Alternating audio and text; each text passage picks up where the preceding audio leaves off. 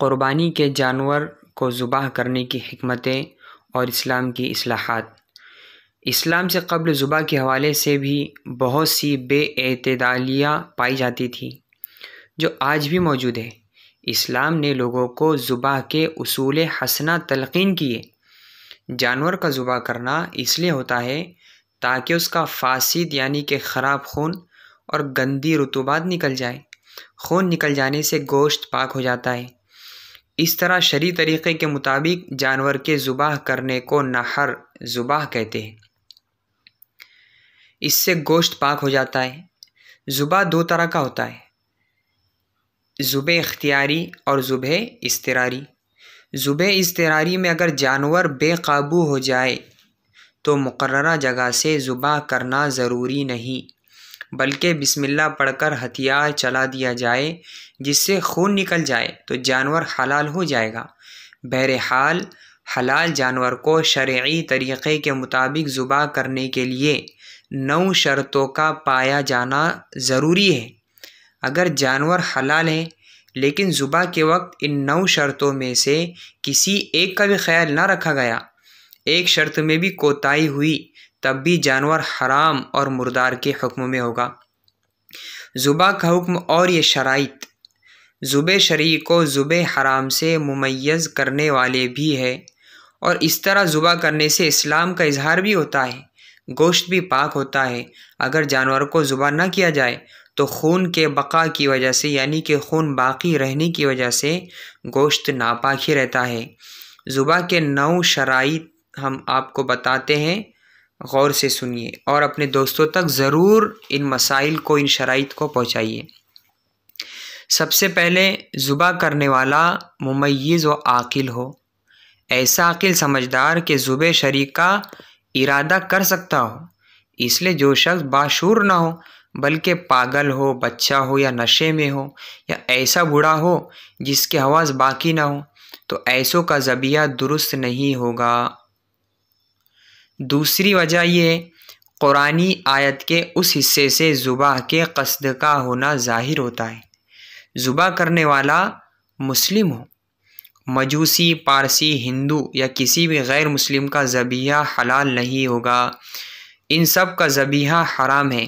جہاں تک اہل کتاب کے ذبیحے کا تعلق ہے تو آیت کریمہ وَطَعَامُ الَّذِينَ أُوتُوا الْكِتَابَ حِلٌّ لَكُمْ وَطَعَامُكُمْ حِلٌّ لَهُمْ سورۃ المائدہ کی آیتیں، ان کی وجہ سے ان کا ذبیحہ حلال ہوگا۔ یہ حکم اس وقت ہے جب اہل کتاب صحیح دین پر عامل ہو۔ اگر وہ شرک و کفر میں ملوث ہو تو ان کا ذبیحہ حلال نہیں ہوگا۔ موجودہ اہل کتاب کا یہی حکم ہے۔ ذبح کرتے وقت ذبح کی نیت کی جائے، اگر ذبح شرعی کی نیت نہ کی جائے تو جانور حلال نہیں ہوگا۔ اس کی مثال یہ ہے کہ کسی جانور نے کسی شخص پر حملہ کیا، اب اس نے اپنے دفاع و بچاؤ کی نیت سے حملہ آور جانور کو ذبح کر دیا۔ حملہ کرنے والے جانور پر اپنے دفاع کے لیے کوئی گولی چلا دی، یا کسی چیز کو کاٹنے یا مارنے کے لیے چھری یا گولی چلائی جو جانور کو لگ گئی، تب بھی جانور حلال نہیں ہوگا۔ چوتھی شرط یہ ہے کہ غیر اللہ کے لیے، غیر اللہ کو راضی اور خوش کرنے کے لیے ذبح نہ کیا جائے، جیسے بتوں، دیویوں، دیوتاؤں کے نام پر ذبح کرنا، بزرگوں کے نام پر کسی بادشاہ، کسی ولی یا کسی جن کو خوش کرنے کے لیے یا کسی کی تعظیم میں ذبح کرنا، یا والدین کی عظمت کی خاطر ذبح کرنا۔ اس قسم کے سبھی ذبیحے مردار کے حکم میں ہوں گے۔ سورہ مائدہ کی آیت ہے وَمَا ذُبِحَ عَلَى النُّسُبِ۔ غیر اللہ کے نام پر ذبح نہ کرنا، یہ 5ویں شرط ہے، یعنی ذبح کے وقت صرف اللہ کا نام لیا جائے، کسی دوسری ذات کا نام نہ لیا جائے، مثلا بسم النبی، بسم محمد، بسم الشیخ عبد القادر جیلانی، بسم جبرائیل۔ اس طرح غیر اللہ کے نام پر ذبح کیے گئے جانور مردار کے حکم میں ہوں گے۔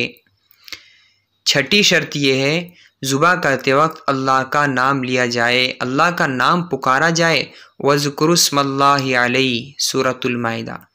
اگر قصداً بسم اللہ ترک کی تو امام ابو حنیفہ رحمۃ اللہ علیہ کے نزدیک جانور مردار کے حکم میں ہوگا۔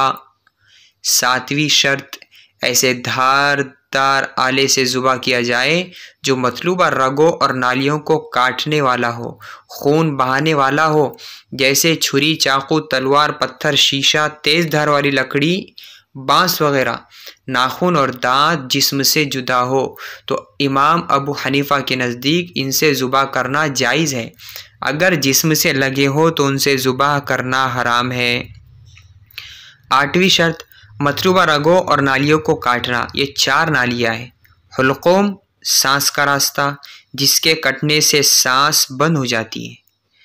مرری یہ کھانے اور پانی کی نلی ہے، اس کے کٹنے سے کھانا اور پانی اندر جانا بند ہو جاتا ہے۔ ودجین خون کی 2 موٹی اور بھاری رگیں جو حلقوم کو گھیرے ہوئے ہوتی ہے، یہ چاروں ہی کٹ جائے تو زیادہ بہتر ہے، لیکن 3 کا کٹنا شرط ہے۔ حضرت امام ابو حنیفہ رحمۃ اللہ علیہ کے نزدیک حلقوم، مرری اور خون کی 1 رگ کا کٹنا ضروری ہے۔ امام شافعی رحمۃ اللہ علیہ کے نزدیک حلقوم اور مرری کا کٹنا واجب اور ودجین کا کٹنا مستحب ہے۔ امام مالک کے نزدیک حلقوم اور ودجین کا کٹنا شرط ہے، مرری کا نہیں۔ لیث، ابو ثور اور ابن المنذر کے نزدیک چاروں کا کٹنا ضروری ہے۔